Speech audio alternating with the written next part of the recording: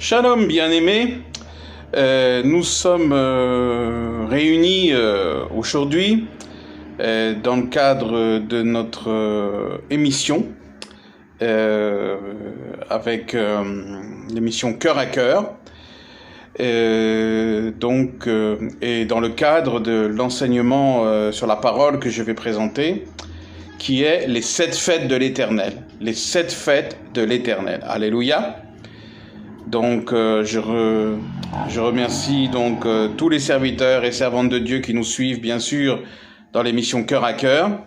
Et donc, voilà, nous allons aujourd'hui, maintenant, parler de cet enseignement si important qui va être diffusé prochainement, puisque c'est une émission qui est enregistrée.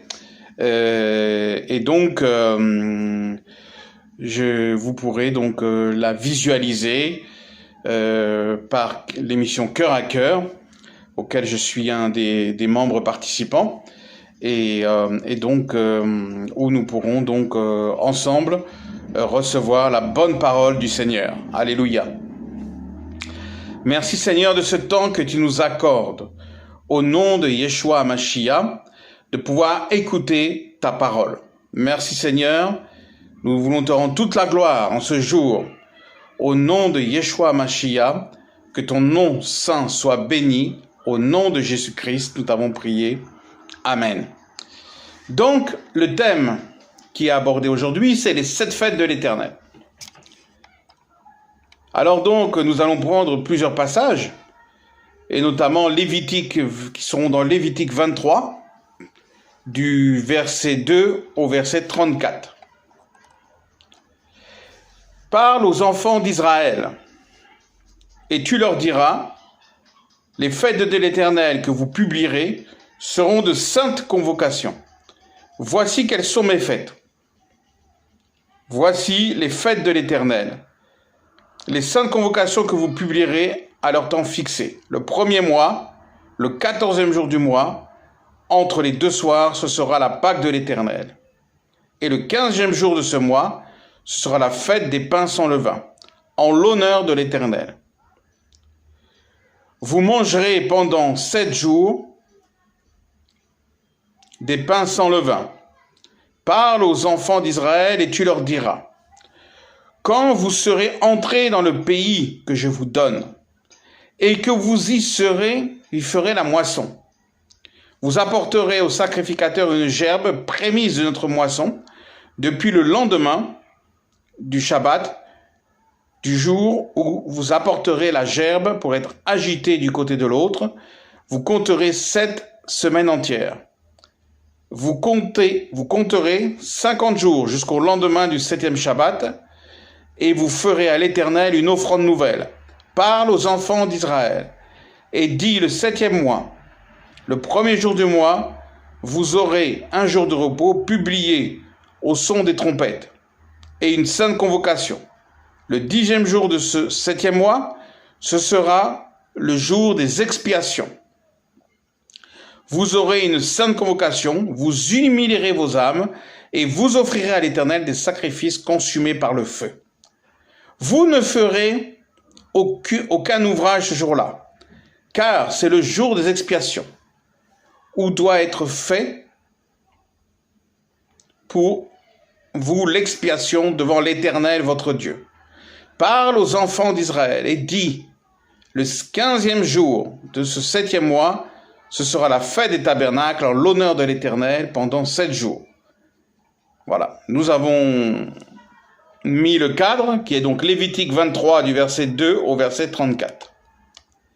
Alors, en dehors de toutes les fêtes et volontés et solennités rajoutées par la tradition ou les anniversaires, la Bible met en évidence au chapitre 23 du Lévitique 7 fêtes annuelles que Dieu appelle mes fêtes. Lévitique 23 verset 2. Voici donc énumérées selon Lévitique 23 les 7 fêtes de l'Éternel. La Pâque, les pains sans levain, la gerbe de prémices, la Pentecôte ou Shavuot, la fête des trompettes, Yom Kippour ou le grand pardon, et enfin la fête des tabernacles. Elles ont été données par le Seigneur, non pour pratiquer un culte rituel figé dans un formalisme liturgique qui ne signifie plus rien, comme c'est hélas le cas aujourd'hui, mais bien plutôt pour marquer ces événements importants dans l'histoire des temps prophétiques et messianiques pour Israël et le monde entier. C'est en quelque sorte le plan de salut préparé par Dieu. Première fête, Pessah, ou Pâques, verset 5 de Lévitique 23. Pessah en hébreu, c'est-à-dire il passa par-dessus, et la Pâque juive, ou Hag HaPessah, fête pascale, cette commémoration religieuse d'une durée de 7 jours, 8 jours en dehors d'Israël, se déroule du 14 au 22 du mois hébreu de Nissan, entre mi-mars et mi-avril, en souvenir de l'Exode et de la libération des Hébreux, esclaves en Égypte. Pessah fait partie des 3 fêtes de pèlerinage, à l'occasion desquelles les Israélites se rendaient au temple de Jérusalem. Pessah est à l'origine de la Pâque chrétienne. Pâques fut un événement extraordinaire pour Israël. Libération de l'esclavage par une intervention miraculeuse de Dieu et vie nouvelle de liberté sous la conduite du Seigneur. Mais le signe distinctif de cette protection divine était le sang de l'agneau couvrant le peuple, symbole prophétique et rachat de la délivrance. Près de 20 siècles plus tard, en l'an 33 de notre ère, et le jour même de la célébration de la Pâque, s'accomplissait exactement le sens prophétique de cette fête. Jésus, dont le nom hébreu est Yeshua, l'agneau de Dieu, était mis à mort sur une croix à Jérusalem, à l'heure même où dans le temple était mis à mort l'agneau pascal du souvenir.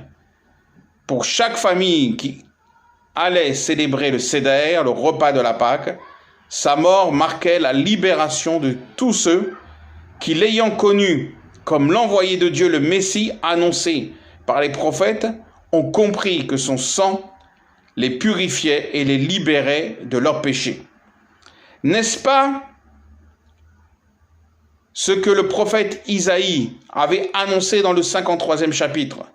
Semblable à un agneau qu'on mène à la boucherie, le châtiment qui nous donne la paix est tombé sur lui. Il a été frappé pour les péchés de mon peuple. Il a porté les péchés de beaucoup d'hommes et il a intercédé pour les coupables. Ésaïe 53, versets 5 à 12. Deuxième fête, la fête des pains sans levain. Lévitique 23, verset 6. La fête des pains sans levain suit immédiatement la Pâque et est souvent confondue avec elle, comme d'ailleurs la fête de la gerbe des prémices que nous étudierons ensuite. Toutes les 3 ont leur place dans le calendrier prophétique de Dieu. Mais le symbole prophétique est bien plus important, car sur cette table de la Pâque, près de l'agneau, suit 3 matzot, des pains sans levain, marquent par leur présence la grande réalité de cette fête de la délivrance et du salut, car l'Écriture présente le levain comme le symbole du péché à cause de sa fermentation. N'est-on pas frappé et bouleversé de reconnaître que ce pain séparé des 2 autres, comme le Messie séparé de la divinité, c'est bien Yeshua que les nations appellent Jésus. Ce kidouche du pain et du vin devenu sainte seine pour les disciples du Seigneur marque pour celui qui a cru à l'efficacité du sang de l'agneau de Dieu. Célébrons donc la fête, non avec du vieux levain, non avec du levain de malice et de méchanceté, mais avec les pains sans levain, de la pureté et de la vérité. 1 Corinthiens, chapitre 5, versets 7 à 8. Ainsi, la fête des pains sans levain, c'est la consécration dans la sanctification, sans laquelle nul ne verra le Seigneur. Hébreux, chapitre 12, verset 14. Troisième fête, la fête de la gerbe des prémices. En effet, ce 3e jour qui est selon l'Écriture le lendemain du Shabbat, donc un dimanche, le souverain sacrificateur dans le temple devait agiter de côté et d'autre une gerbe de prémices de la moisson. Lévitique 23, versets 11 à 15. Encore ici, le symbole est évident. Quand on examine les faits tels qu'ils se sont produits, Yeshua est mort le vendredi vers 15 heures, puis enterré rapidement à cause de la Pâque qui allait commencer. Il est resté dans le tombeau pendant le Shabbat et le lendemain du Shabbat, tandis que dans le temple, le souverain sacrificateur agitait la gerbe, type de résurrection, le Messie Yeshua sortait triomphalement du tombeau. Le troisième jour, exactement comme le Lévitique le disait, quelle précision dans l'accomplissement des décisions divines. Ainsi, la troisième étape du croyant, après avoir été lavé de ses péchés et commencé une vie nouvelle, de consécration et de sainteté, sera donc de devenir un homme nouveau, en quelque sorte ressuscité, une nouvelle création. Après la mort du vieil homme, vraiment Pâques est bien à sa place dans le premier mois de l'année, par son importance spirituelle, prophétique et historique. La mort du Messie, sa vie offerte comme du pain, sa résurrection extraordinaire.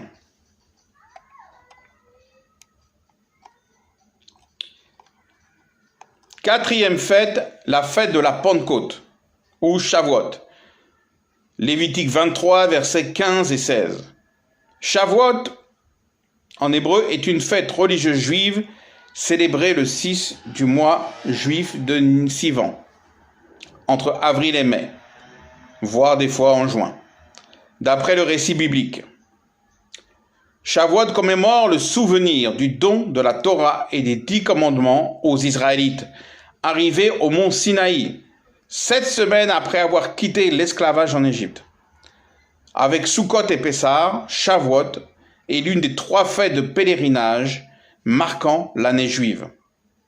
Shavuot est également le terme d'un jubilé, à la fin du décompte des 49 jours du Homer à partir du second soir de Pessah, c'est-à-dire la fête des semaines. Les 7 semaines qui conduisaient au 50e jour. Lévitique 23, versets 15 à 16.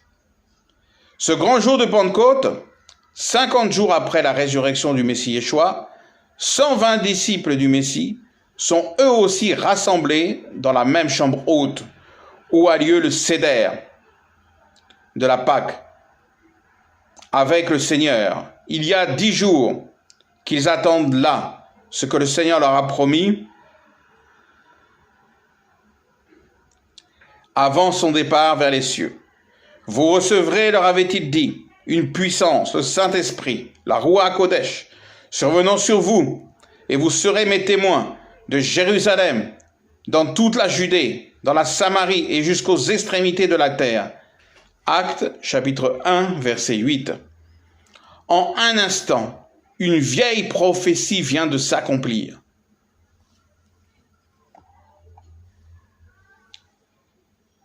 Après cela, je répandrai mon esprit sur toute chair.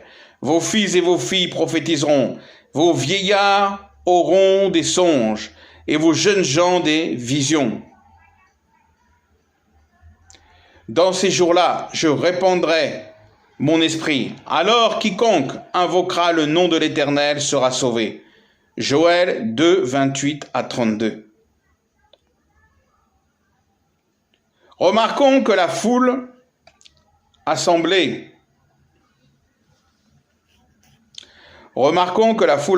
devant cette manifestation de la puissance divine est composée de juifs et de prosélytes des nations.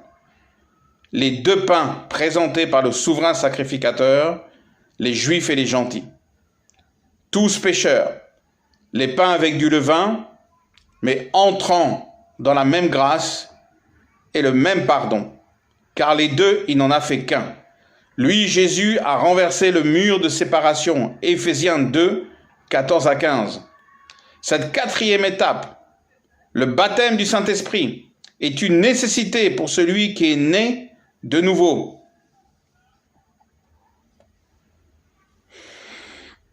Il lui faut être rempli de la plénitude de l'Esprit, comme à la Pentecôte. Ces derniers temps, les assemblées chrétiennes, tout comme le judaïsme, réalisent ce qui leur manque. Où est donc le temps de Moïse, Josué, David, Samson, Pierre, Paul, remplis du Saint-Esprit?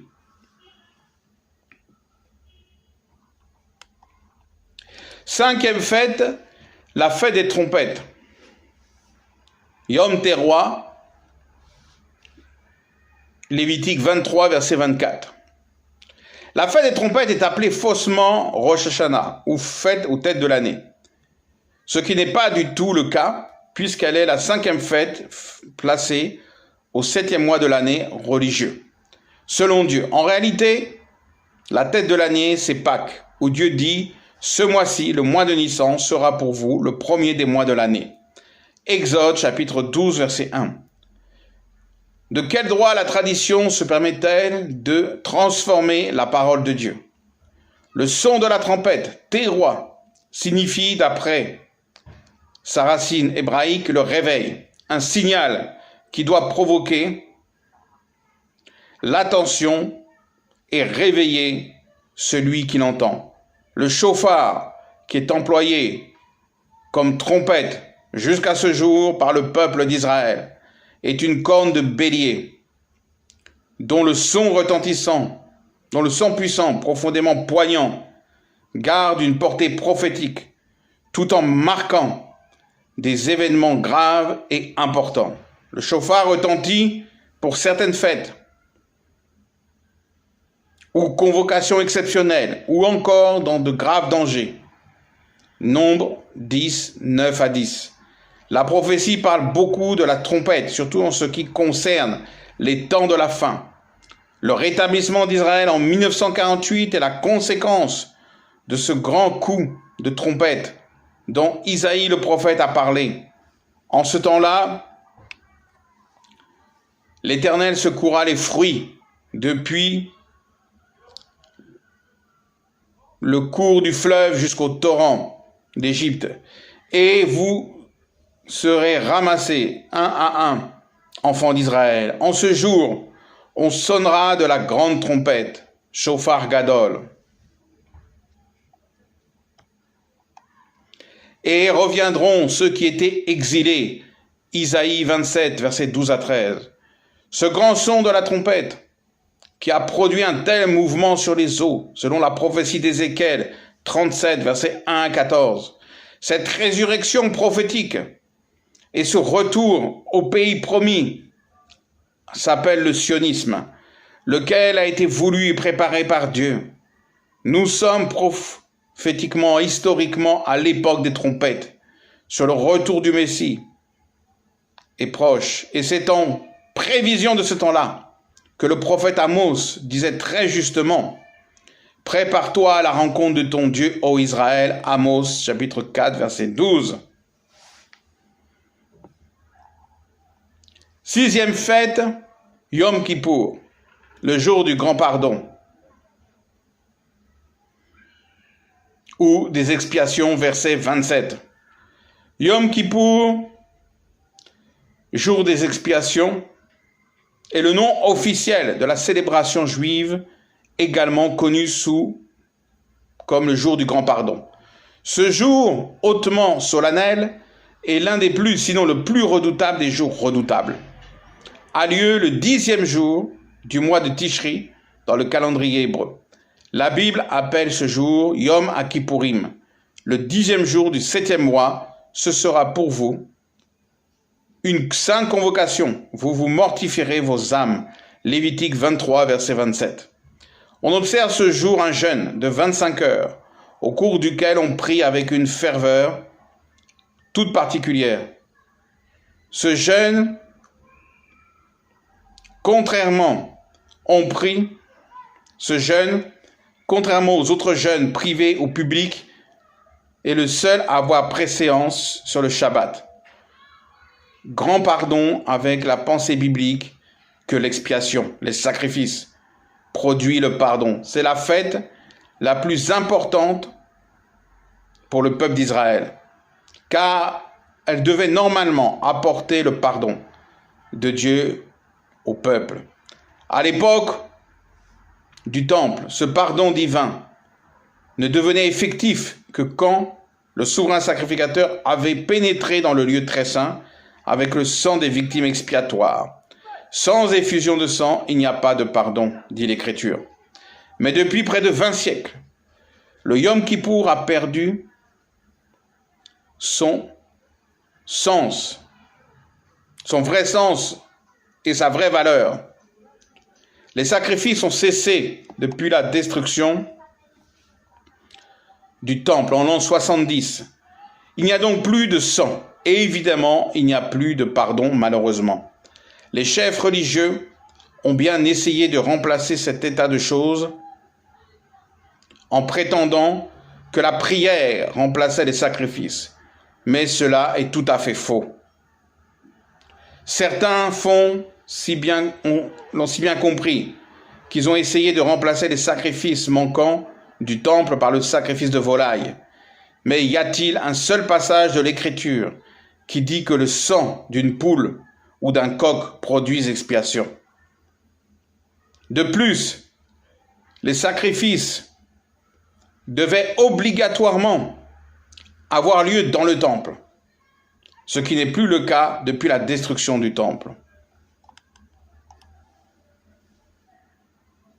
Et le prophète Osée annonçait ces temps, disait: les enfants d'Israël resteront longtemps sans roi, sans chef et sans sacrifice. Osée, chapitre 3, verset 4.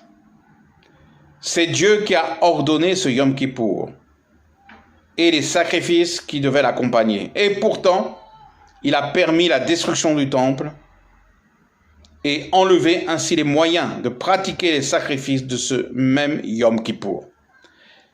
N'est-ce pas parce qu'un sacrifice plus excellent a été fait une fois pour toutes?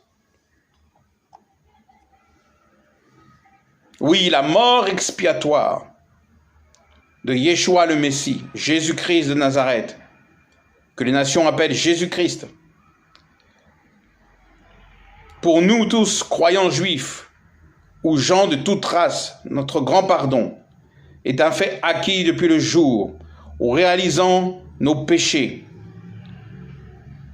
et après nous être repentis, nous avons accepté le seul médiateur et sauveur, le Messie libérateur, dont toute la Bible parle, Yeshua, qui a porté nos péchés,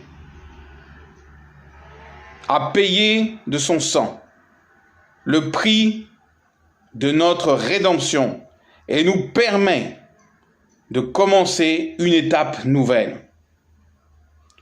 Non plus pour un an, en attendant un Yom Kippour traditionnel, mais pour toujours nous purifier, car le sang de Jésus purifie de tout péché. 1 Jean chapitre 1 verset 7. Si Israël devait réfléchir à son attitude envers le Seigneur Jésus, car il revient, il faudra rendre compte, n'est-ce pas aussi le temps pour les nations de réfléchir à leurs responsabilités envers Israël et aux conséquences de leurs mauvaises actions, car il est écrit: celui qui vous touche, en parlant d'Israël, touche à la prunelle de son œil. Zacharie chapitre 2 verset 8.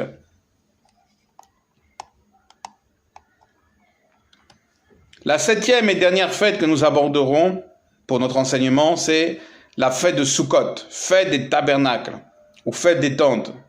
Lévitique 23 verset 34. Aga Sukkot, fête des cabanes ou des tabernacles. Plus simplement, Sukkot ou Sukkot durant cette fête. La Torah prescrit aux Juifs de résider pendant leur repas, voire dormir dans une vraie soukha, qu'ils auront construite eux-mêmes. Et dès la fin de Yom Kippour, Sukkot dure 7 jours. La fête des tabernacles est appelée en hébreu Sukkot. C'est une fête de réjouissance au cours de laquelle chaque famille séjournait joyeusement dans des cabanes de feuillage.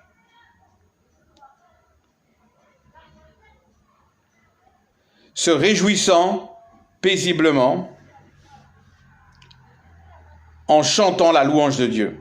Cette fête, la dernière, allait chaque jour puiser. La dernière des 7, elle durait 7 jours. Au temps du second temple, le souverain sacrificateur allait chaque jour puiser de l'eau au réservoir de Siloé avec une cruche d'or. Et à son retour au temple, il versait de l'eau sur l'autel. La fête des tabernacles, expression de la joie retrouvée, sera célébrée à Jérusalem par des gens de toutes les nations. Et Zacharie 14, verset 16 précise, « Tous ceux qui resteront de toutes les nations venus contre Jérusalem monteront chaque année et se prosterner devant le roi, l'Éternel des armées, pour célébrer la fête des tabernacles. » Pour nous, croyants messianiques, c'est déjà notre cri d'allégresse. Dans la foi, nous attendons son retour, l'établissement de son royaume, l'accomplissement de toutes ses promesses et la paix pour toutes les nations. Cette fête prophétique qui couvre des millénaires dans l'histoire d'Israël et du monde entier. Mais en attendant la réalisation à l'échelon international, la Bible précise très clairement que le Seigneur et le Sauveur de toute la terre désire, dès maintenant, que toute créature soit sauvée et parvienne à la connaissance de la vérité. Nous reprenons un petit résumé. Petit 1, fête de la Pâque. Sortir de l'Égypte et du péché en se mettant sous le sang de l'agneau qui purifie de tout péché. Deuxième fête, la fête des pains sans levain. Des corps, âme et esprit devenons comme des pains sans levain, une triunité sanctifiée. Troisième fête, la fête des gerbes des prémices.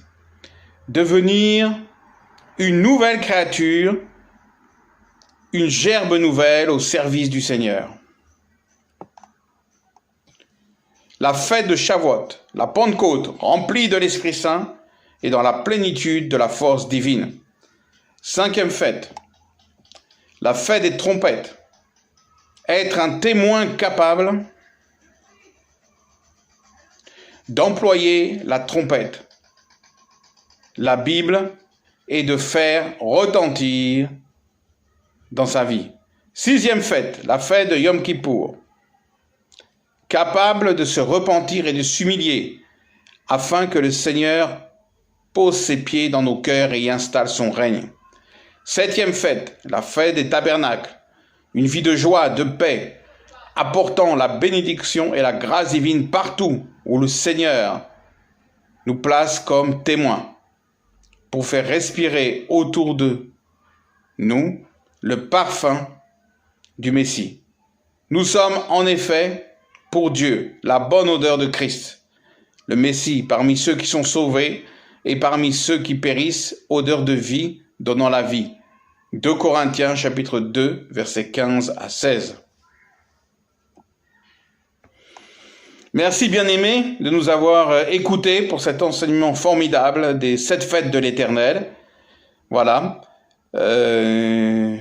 Notre émission Cœur à Cœur se termine sur les 7 fêtes de l'Éternel. C'était le pasteur Chalia Christophe Israël Grassi, président fondateur du ministère Sar Shalom et pasteur associé à CMDV. Et donc je vous souhaite une excellente journée ou une excellente soirée, selon que vous entendrez le message, et que Dieu vous bénisse au nom de Jésus-Christ. Merci encore de votre écoute. Amen.